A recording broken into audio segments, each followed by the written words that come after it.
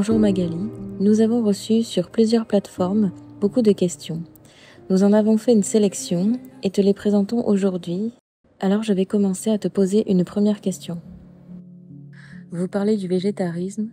Qu'en est-il des autochtones qui vivent dans les milieux où la chasse fait partie de leur quotidien? Alors en 2 mots, je ne vais pas non plus parler trop longtemps là-dessus parce que c'est vrai que ça mériterait une conférence totale. En fait, pour moi, profondément, je n'ai aucun problème avec les êtres qui mangent de la viande ou qui ne mangent pas de viande. Je n'ai pas de problème avec ça dans l'idée de manger un animal ou un végétal. Là où c'est un problème pour moi, c'est que l'humain n'a plus conscience que ce qu'il mange était un être vivant et qu'en fait, c'est devenu un produit sans valeur. C'est devenu des vitamines ou des protéines. Et c'est là que c'est pas concevable pour moi parce que profondément, je pense que dans l'intelligence de la nature, c'est accepté que l'animal soit mangé par l'homme. Tout comme le végétal, c'est accepté que ce soit mangé par l'animal et par l'homme.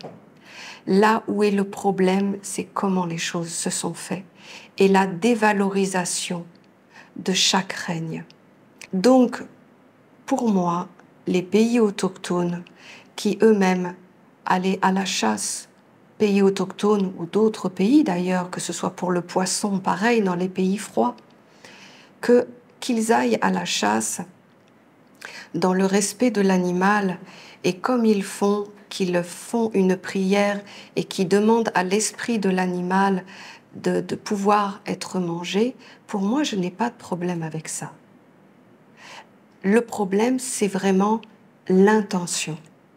Et donc, pour répondre finalement définitivement à la question, je n'ai aucun problème avec les êtres qui mangent de la viande, qui mangent quoi que ce soit d'ailleurs, du poisson, de la viande, des végétaux.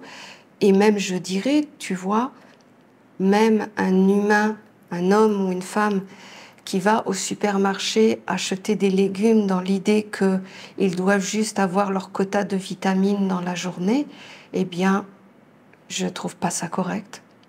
Par contre, quelqu'un qui va avoir un côté respectueux, où il y a un partage avec un règne, que ce soit un animal, un végétal ou autre, qu'il y a un partage, une reconnaissance en fin de compte, que c'est accepté et respecté à l'intérieur de toi, voilà, moi je n'ai pas de problème avec ça. Le problème pour moi, c'est plutôt comment c'est fait et comment est respectée la nature propre du poisson, de l'animal et du végétal. Vous dites que les anges nous parlent par images oniriques et que le dialogue direct est compliqué. C'est un peu comme si un humain parlait avec un oiseau. Dans ce cas, comment avez-vous reçu les paroles des archanges? Pouvez-vous nous expliquer comment vous recevez et traduisez les messages des mondes supérieurs et inférieurs? Très bonne question.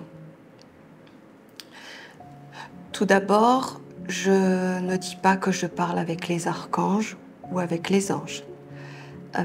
Ça, ce sont effectivement des interprétations que chacun peut se faire, mais en tout cas, moi, je ne l'ai pas dit. Effectivement, la nation essénienne, il y a des messages d'anges et d'archanges qui ont été transmis par Olivier et qui aujourd'hui n'est plus là. Pour ma part, moi, je ne dis pas que je parle avec les anges et les archanges. Je dis essentiellement que la mère m'a transmis ma mission et qu'effectivement, elle m'enseigne chaque jour dans les compréhensions de la vie. En fait, la mère m'éduque et donc ce qu'elle me transmet, je le partage. Vous allez me dire comment la mère peut me parler. Comme j'ai expliqué dans une précédente conférence, en fait, avec mon parcours, j'ai dû reprendre les fondamentaux à l'intérieur de moi et j'ai dû retravailler le lien avec les éléments, les esprits, les génies et les égrégores, ce qui aujourd'hui fait partie de mon éducation et du langage que je peux avoir dans ma vie. La mère, quand elle m'enseigne, quand elle m'éduque, quand elle me transmet des clés de la vie, en fait, elle le fait à travers ces mondes dont j'ai déjà expliqué comment ils fonctionnaient. Aujourd'hui, par mon travail, j'ai pu développer ce langage et donc quand la mère souhaite me faire passer un message, elle peut le faire à travers le monde des éléments, à travers le monde des esprits, à travers le monde des génies ou le monde des égrégores. Et c'est par ces outils, par ces moyens, que la mère me transmet ces messages et je sais que c'est elle. Voilà, c'est tout ce que je peux dire aujourd'hui sur cette question de parler avec un autre monde. En tout cas, en ce qui me concerne, c'est de cette manière que je fonctionne. Voilà, j'espère en tout cas avoir pu donner quelques éclaircissements par rapport au langage que l'on peut avoir avec un monde supérieur. Je lis à propos des maîtres et des disciples, et je vois que les maîtres passent au travers d'épreuves plus ou moins grandes. Est-ce le signe d'une évolution plus avancée? Ces épreuves et obstacles sont-ils nécessaires pour l'avancement et l'évolution d'un ou une essénienne? Alors en fait, je vais préciser une petite chose. Il y a une différence entre la mission d'un maître et la personne en tant que telle. Parce que, en réalité, ce n'est pas la même chose.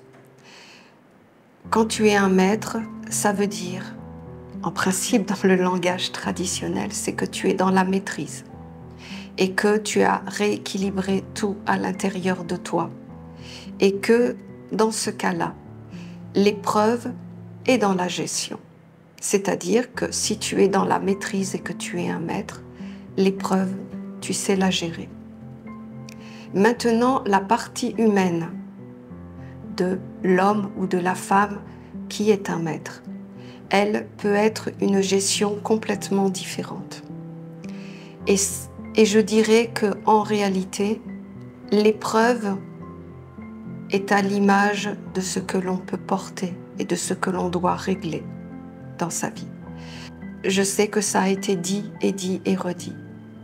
En fait, je ne crois pas à la parole qui est dit dans le christianisme que Jésus est mort sur la croix pour régler le péché des humains. Voilà. Donc je ne crois pas fondamentalement qu'un maître vient de la même manière porter des fautes de l'humanité. Le maître vient pour apporter un message et l'épreuve qu'il rencontre est son épreuve comme tout à chacun. Chaque humain a son lot d'épreuves, a la mission de vie et peut-être que justement quand on est un être un peu qui sort de l'ordinaire et de la masse collective, peut-être qu'effectivement, à ce moment-là, la personne en tant qu'individualité, par cette fonction, a la possibilité de nettoyer pour lui et sa destinée vraiment beaucoup de choses en une seule vie. Et donc peut-être que l'épreuve peut être assez importante. Mais quoi qu'il en soit, je ne crois pas à cette théorie qu'un maître, qu'un envoyé de la lumière vient pour les péchés des hommes. Voilà.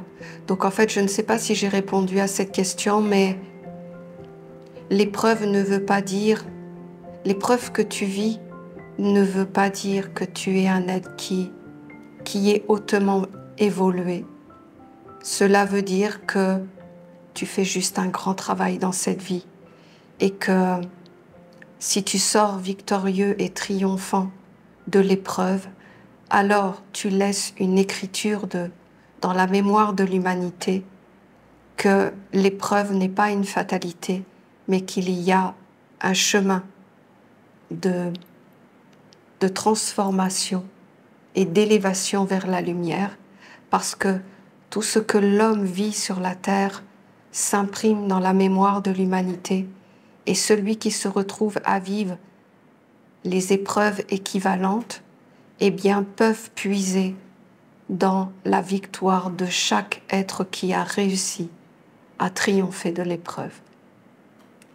Je ne sais pas si ma réponse est claire, mais en 2 mots, je dis que un maître ou un disciple, peu importe l'épreuve qu'il vit, n'a rien à voir avec la qualité de l'évolution qu'il a.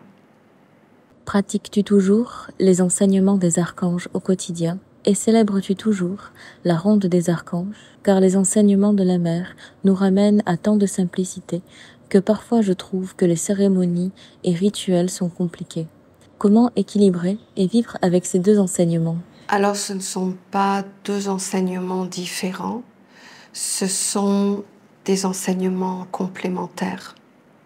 Oui, je pratique toujours la ronde des archanges parce que je suis essénienne avant tout et que l'œuvre de la nation essénienne est pour moi important et surtout, pour moi, c'est un socle. Donc, tous les 3 mois, je célèbre la ronde des archanges et fête les 4 saisons de l'année. C'est vrai que l'enseignement de la mère finalement te conduit à la simplicité. Et c'est vrai que la simplicité, c'est comme un petit peu vivre le plus naturellement possible, vivre avec les choses, et on vit avec des choses simples. Et c'est vrai que je peux comprendre que faire des cérémonies, c'est comme rentrer déjà dans un monde très organisé, avec tout est en place, et on peut sentir un peu ce décalage de la simplicité de la vie avec un monde déjà bien organisé. Donc,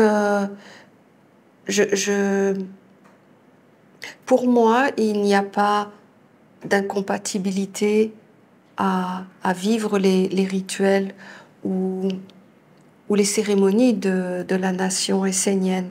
Je pense fondamentalement qu'il faut faire ce que l'on ressent. Vois-tu, faire des rituels ou des cérémonies, finalement, c'est un contexte qui te permet de parler avec un monde supérieur, de faire une offrande ou de faire quelque chose en remerciement à l'intelligence de la vie. Mais tu peux aussi le faire d'une façon plus naturelle. Finalement, il n'y a pas d'obligation ni de l'un ni de l'autre. Finalement, c'est en fonction de ce que tu as besoin, de ce que tu souhaites faire, comment tu souhaites avancer et de prendre les éléments intérieurs et extérieurs qui te conviennent à toi. Il n'y a pas d'incompatibilité, il faut vraiment faire ce qui te permet d'avancer. Donc, voilà, je peux comprendre, vraiment je peux comprendre parce que la simplicité, des fois, c'est comme dans la vie. Au début, tu vis dans une maison avec tous les gadgets, toutes les choses, tout est bien organisé pour qu'en fait, tu n'aies besoin de rien. Et puis, en fait, quand tu t'approches de la mer, c'est vrai que tu vas plus vers l'essentiel. Tu veux juste savoir qui tu es, toi, et que cet extérieur, c'est une aide, c'est ce qui t'a permis de vivre, mais des fois, on change d'orientation intérieure. Donc, je peux comprendre ta question. Mais quant à moi, je continue à célébrer la ronde des archanges tous les 3 mois et avec un grand plaisir.